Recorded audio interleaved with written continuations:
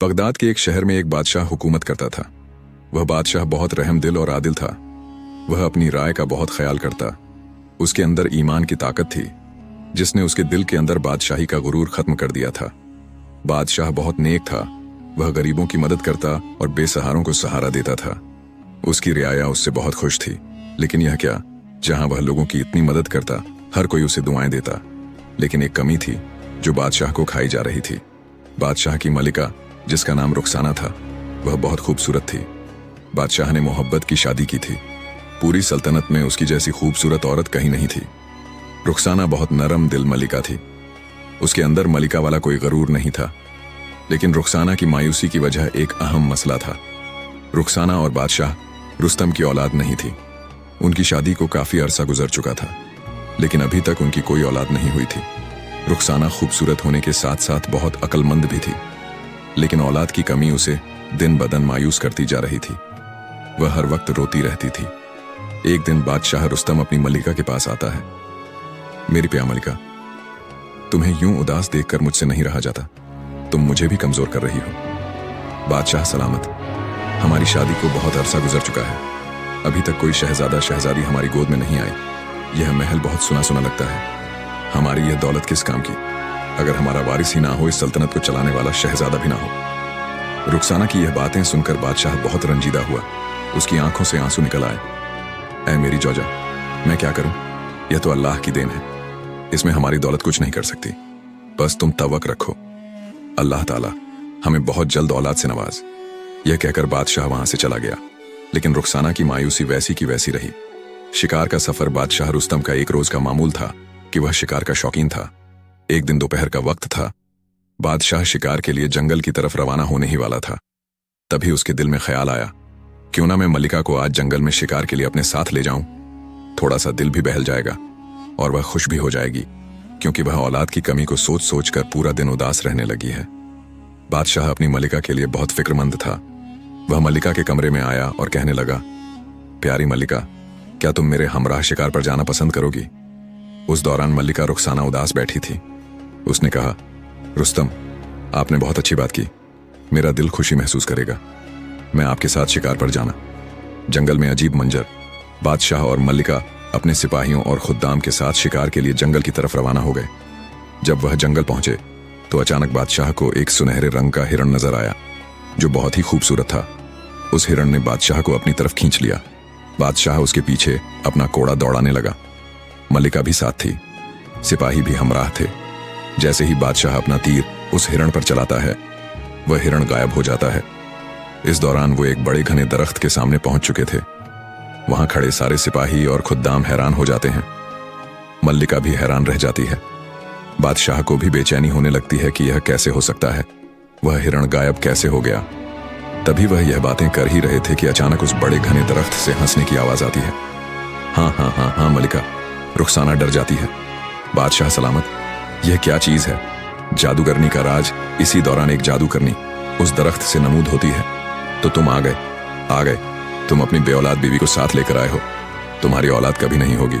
यह तुम्हारी भूल है। तुम कभी बच्चों का मुंह नहीं देख सकोगे। ये बातें सुनकर मल्लिका रोने लगी। बादशाह मल्लिका को रोता देखकर उस जादूगरनी से मुखातिब हुआ, कौन हो तुम?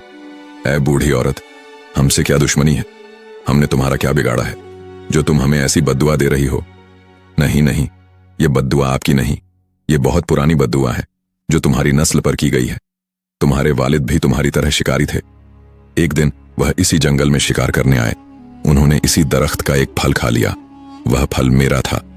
मैंने उन्हें मना किया, लेकिन उन्होंने मुझ पर तीर चला दिया। लेकिन वह इस बात को नहीं जानते थे कि मैं एक जादूगरनी हूं। उनके तीर चलाने की वजह से मैं बूढ़ी हो गई। अब मैं कभी जवान नहीं हो सकती। इसलिए मैंने बद्दुआ दी कि तुम्हारी नस्ल कभी आगे नहीं बढ़ सकेगी। तुम हमेशा बेऔलाद ही रहोगे। बादशाह की फरियाद यह सुनकर बादशाह की आंखों में आंसू आ गए। इसमें हमारा कोई कसूर नहीं। मेरी मलिका बहुत रहम दिल है। मैंने भी आज तक कभी किसी का बुरा नहीं चाहा। तुम बेशक मेरी रियाया से पूछ लो। मलिका कहने लगी, खुदा के लिए ए जादूगरनी रहम करो। मेरी हालत पर मेरी खूबसूरती मध्यम हो रही है। हर वक्त यह बेचैनी मुझे खाई जा रही है। खुदा के लिए यह बदुआ हमसे हटा लो। हमारी दौलत चाहिए तो ले लो, लेकिन यह बदुआ खत्म कर दो। जादूगरनी कहने लगी, मैं कुछ नहीं कर सकती। यह दरख्त, इस पर हाथ रखोगे तो सामने एक दरवाजा नजर आएगा। अगर तुमने वह दरवाजा खोला तो क्या पता कि तुम पूरी जिंदगी बे औलाद हो जाओ। और यह भी हो सकता है कि दरवाजा खुलते ही तुम्हें ऐसा रास्ता नजर आए जो इस बद्दुआ को खत्म करने के लिए काफी हो। अब यह तुम्हारी किस्मत पर मुनसर है कि तुम्हें वह राह मिलती है या तुम अपनी किस्मत अपने हाथों उसे बंद कर दोगे। यह कहकर जादूगरनी गायब हो गई। वहां मौजूद सिपाही और खादिम यह सब देखकर हैरान रह गए। मुझे फौरन महल जाना है, मुझे यहां नहीं रहना, मुझे महल ले चलो। रुखसाना का तवक्कुल जैसे ही रुखसाना महल लौटी, उसकी हालत और ज्यादा खराब होने लगी। लेकिन वह एक मजबूत और अल्लाह पर तवक्ल रखने वाली औरत थी। उसने वजू किया और रोकर नफल अदा करने लगी। ए मेरे अल्लाह, मैंने आज तक किसी का बुरा नहीं चाहा, फिर मेरे साथ ऐसा क्यों हो रहा है? वह जादूगरनी क्या हकीकत थी या सिर्फ एक वहम? दुआ मांगने के बाद मलिका सो गई। रात को उसने वही मंजर ख्वाब में देखा। ख्वाब में वह एक ऐसे गांव में थी जहां सिर्फ राख ही राख थी और वह सारी राख उसकी झोली में आकर गिर रही थी। लेकिन फिर अचानक उस राख की जगह उसकी झोली में एक बच्चा आ गया। वह बच्चे को देखकर खुश हो गई और उसी वक्त उसकी आंख खुल गई। रुस्तम, यह हकीकत थी, वह जादूगरनी सही कह रही थी। वाकई हमारे खानदान पर एक बद्दुआ का असर है। हमें उस दरख्त के पास जाना होगा और उस दरवाजे को खोलना होगा। बादशाह परेशान था, लेकिन अगर वह दरवाजा खुला और हमारी सल्तनत तबाह हो गई, हमारी किस्मत बंद हो गई। तब मलिका ने कहा, मुझे अल्लाह पर यकीन है, यकीनन उस दरवाजे के पीछे एक रास्ता नजर आएगा। पहले भी तो हम मायूस जिंदगी गुजार रहे हैं, इतनी दौलत हमारे किस काम की? दरवाजे के पीछे का राज। बादशाह, मल्लिका और सिपाही उस दरख्त के पास पहुंचे। मल्लिका ने आसमान की तरफ देखा और रोकर दुआ मांगी, ए अल्लाह मेरी मदद कर। फिर उसने बादशाह से कहा, अब अल्लाह का नाम लेकर दरवाजा खोलिए, इंशाअल्लाह रास्ता नजर आएगा। जैसे ही बादशाह ने दरवाजा खोला, एक आवाज सुनाई दी, तुम्हारी मल्लिका की नीयत साफ थी, लेकिन अभी भी रास्ता बहुत कठिन है। मंजिल ऐसे ही नहीं मिल जाएगी, तुम्हें बहुत सारी आजमाइश से गुजरना होगा। अगर तुमने वो आजमाइश पार कर ली तो तुम्हें इस बद्दुआ को तोड़ने का रास्ता मिल जाएगा। उस बद्दुआ को तोड़ने का हल सामने खड़े एक कमरे में है। उस कमरे का दरवाजा खोलते ही तुम्हें एक मशरूम का प्याला मिलेगा। अगर तुमने वह मशरूम पी लिया तो इस बद्दुआ से छुटकारा मिल जाएगा। अचानक वह सारा मंजर गायब हो गया। वह दरख्त भी वहां मौजूद नहीं था। जैसे किसी ख्वाब की तरह सब चीजें खत्म हो चुकी थीं। सब हैरान थे, रो रहे थे, रुस्तम यह हमारे साथ क्या हो रहा है? कभी हकीकत का मंजर सामने आता है तो कभी ख्वाब बनकर चला जाता है। आजमाइश का पहला कदम, वह वापस महल आ गए, लेकिन उन पर उदासी छाई हुई थी।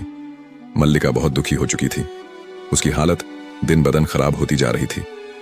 एक दिन दोपहर का वक्त था। बादशाह और मल्लिका बगीचे में बैठे थे। मल्लिका की तबीयत पहले से कुछ बेहतर थी।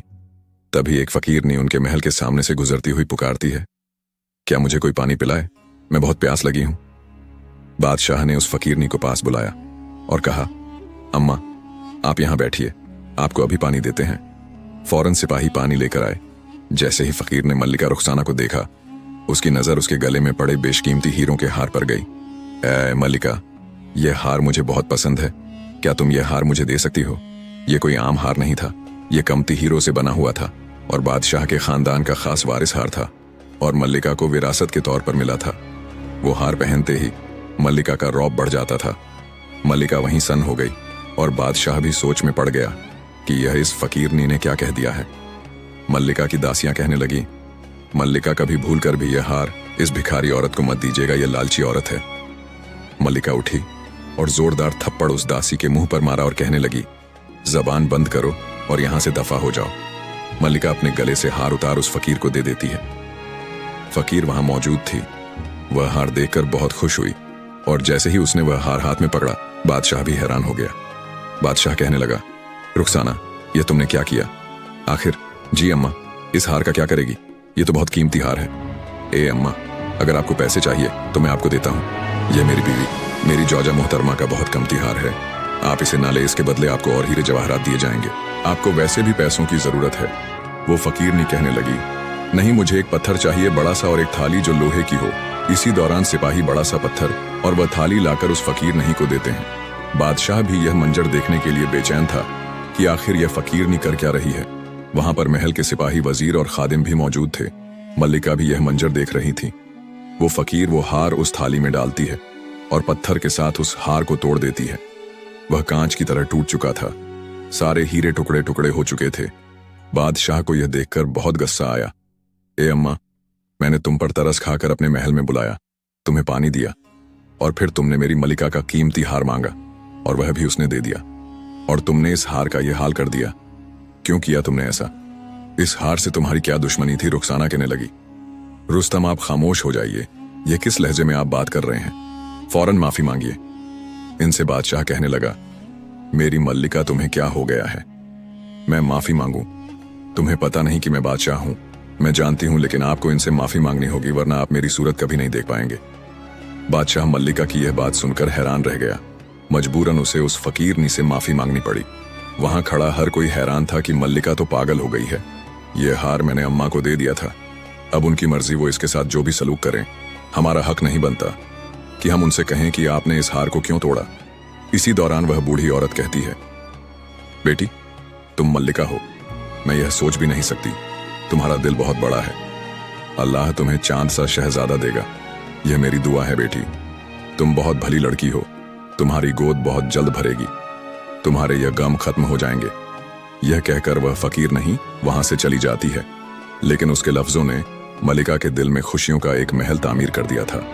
मल्लिका की पुरानी खूबसूरती वापस लौट आई थी। वह खुशी खुशी बादशाह के पास आई और कहने लगी, देखिए, जिंदगी में पहली बार किसी ने मुझे औलाद की दुआ दी है। ऐसा लग रहा है कि उसकी दुआ कबूल होगी। सब मल्लिका को बेवकूफ समझ रहे थे। बादशाह कहने लगा, लगता है तुम्हारी तबीयत खराब है, तुम्हें आराम करना होगा। कुछ अरसे बाद अल्लाह ताला ने मल्लिका को एक चांद से शहजादे से नवाजा था। बादशाह ने लाख कोशिश की कि उस फकीर को दोबारा तलाश करके महल में लाया जाए, लेकिन वह कभी कहीं नजर ही नहीं आई।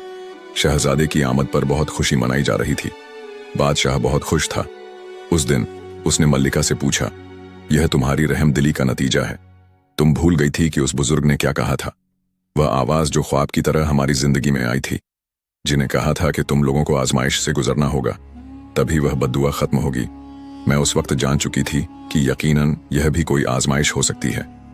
ऐसे ही दिन गुजरते जा रहे थे। शहजादा जवान हो रहा था। उसकी खूबसूरती बहुत ज्यादा थी। पूरे इलाके में शहजादे की खूबसूरती की तारीफ हर कोई करता था। जो लड़की भी शहजादे को देखती तो देखती ही रह जाती थी। वो वक्त आ चुका था जब मल्लिका और बादशाह बूढ़े हो चुके थे।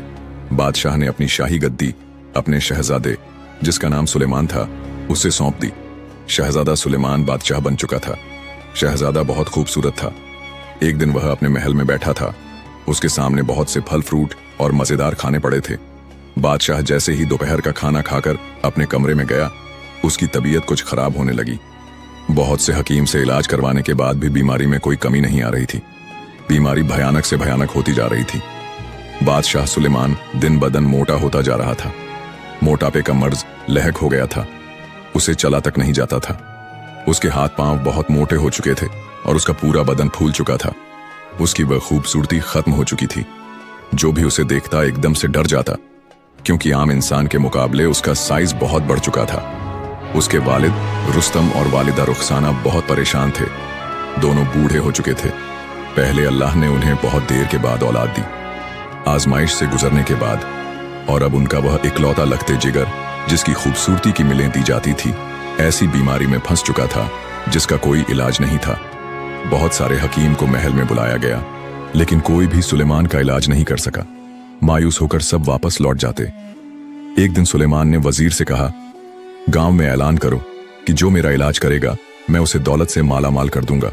जो वह मांगेगा मैं उसे दूंगा। यहां तक कि अपनी आधी सल्तनत भी बादशाह के लिए यह दौलत किस काम की थी? वह सो भी नहीं सकता था, बैठ भी नहीं सकता था। इतना मोटा हो चुका था कि कमरे में ही कैद रहता था। वजीर ने पूरे गांव में ऐलान किया तो एक हकीम शख्स कहने लगा, मैं इलाज करूंगा, बादशाह सलामत का मुझे महल में ले जाओ। वजीर कहने लगा, यह बात जान लो, अगर तुम उनका इलाज नहीं कर सके तो तुम्हें बहुत बड़ी सजा दी जाएगी। क्या पता बादशाह सलामत तुम्हें सूली पर चढ़ा दें, क्योंकि जो भी हकीम अब तक यह दावा करता था कि वह इलाज कर सकता है, लेकिन बीमारी ठीक नहीं होती, तो उसका अंजाम सिर्फ मौत होता। वह हकीम बहुत ही नूरानी चेहरे वाला था। वह कहने लगा, मैंने जो कह दिया वह कह दिया। अगर यह झूठ होता तो मैं कभी ना कहता। मुझे जरा अपने बादशाह के पास ले चलो। वजीर खुश होता है और कहता है, एक बात कहूं, तुम जैसे बहुत सारे हकीम ने यह दावे किए थे, लेकिन कोई भी बीमारी को खत्म नहीं कर सका। महल पहुंचकर बादशाह के सामने वह हकीम कहता है, बादशाह सलामत, मैं आपका इलाज करने के लिए तैयार हूं। अगर आपका इलाज ना हुआ तो आप मुझे फांसी पर चढ़ा दीजिएगा, यह मैं खुद आपसे कहता हूं। बादशाह उसकी भरोसे भरी बातें सुनकर हैरान हुआ। क्या वाकई तुम मेरा इलाज करोगे, मेरा मोटापा खत्म करोगे? आज तक कोई हकीम ऐसा आया ही नहीं जो इस बीमारी को खत्म कर सके। सब मायूस होकर लौट जाते हैं। ठीक है, तुम मेरा इलाज करो। बादशाह सलामत, मैं 10 दिन का वक्त लूंगा। 10 दिनों में आपका इलाज मुकम्मल हो जाएगा और आप वापस अपनी असली हालत में आ जाएंगे। बादशाह बहुत खुश हुआ। चलो ठीक है, 10 दिन का वक्त है तुम्हारे पास। हकीम हर रोज बादशाह के दरबार में हाजिर होता और उसका इलाज शुरू कर देता। जैसे ही 10वां दिन आया, बादशाह कहने लगा, क्या हुआ? तुम्हारे इलाज ने मुझ पर कोई असर ही नहीं किया। यह था तो दावा।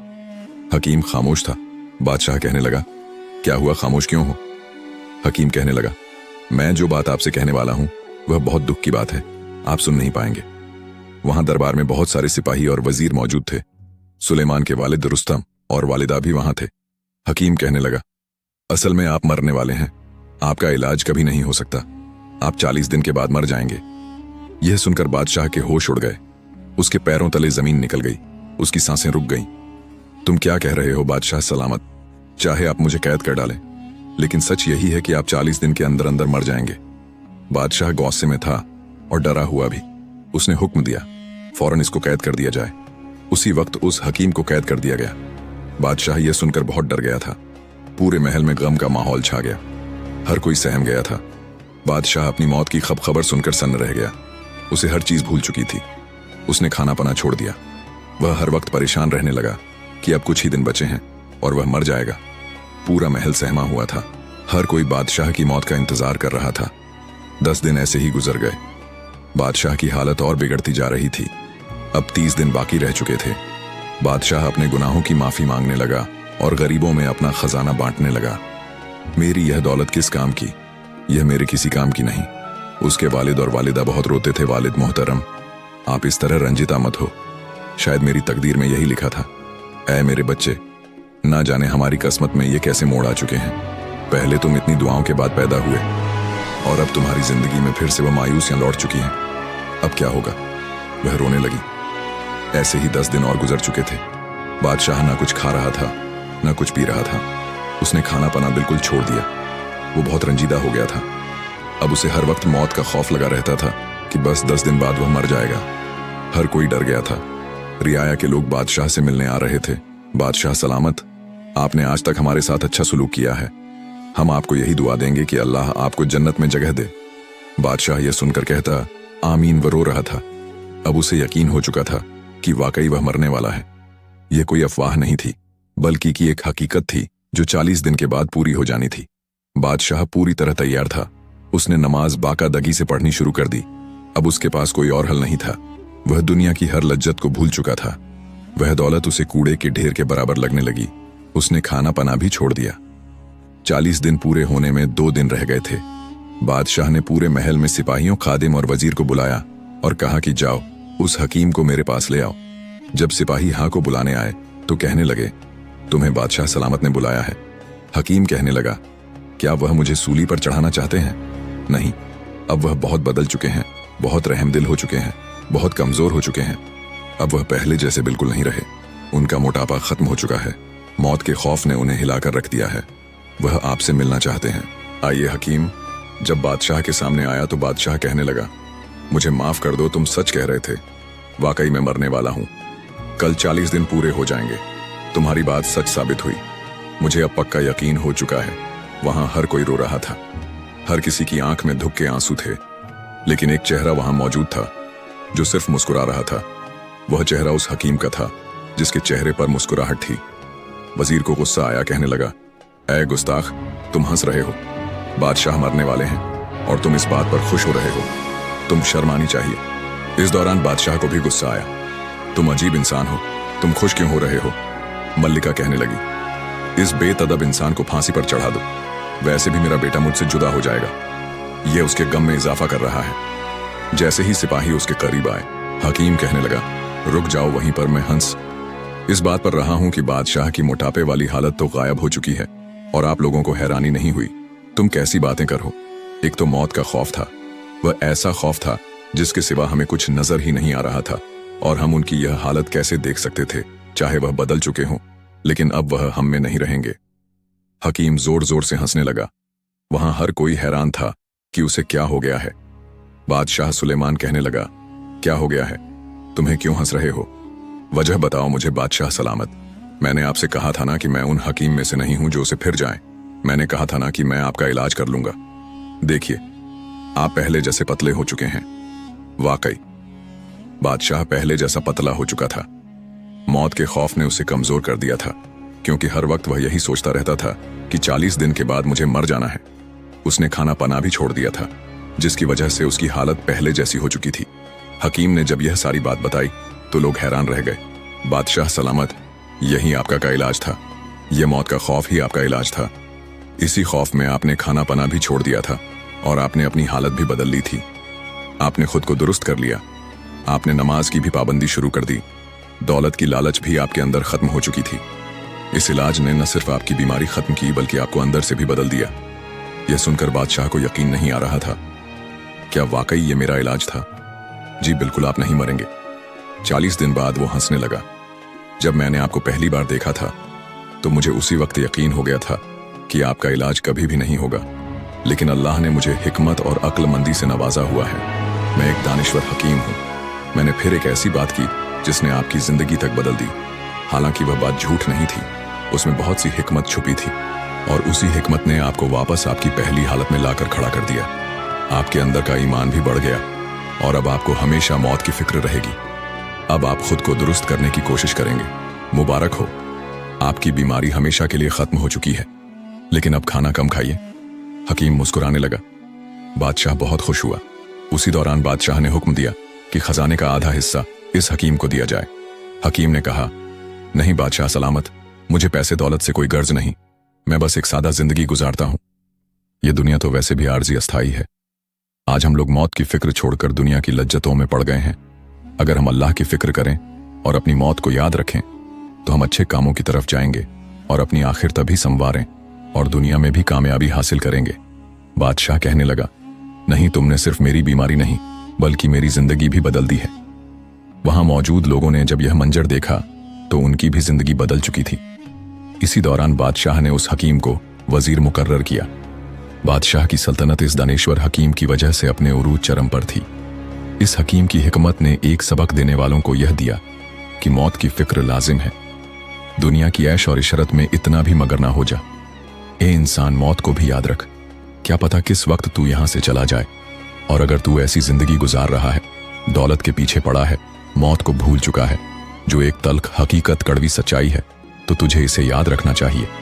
दौलत यहीं रह जानी है, वह तेरे किसी काम नहीं आनी। तेरे आमाल कर्म ही तेरी आखिरत को संवार। खुद को नेक कामों में मसरूफ व्यस्त कर और अल्लाह की याद से गाफिल बेपरवाह मत हो। अल्लाह ताला से दुआ है कि वह तमाम देखने वालों और सुनने वालों की जो यह कहानी सुन रहे हैं, उनकी और हमारी लंबी उम्र अता फरमाए। कमेंट्स में आमीन जरूर लिखिए। दुआ वह चीज है जो पहाड़ को भी अपनी जगह से हिला सकती है, तो इसे छोटा मत समझिए, क्योंकि तकदीर अल्लाह के एक इशारे पर बदल जाती है।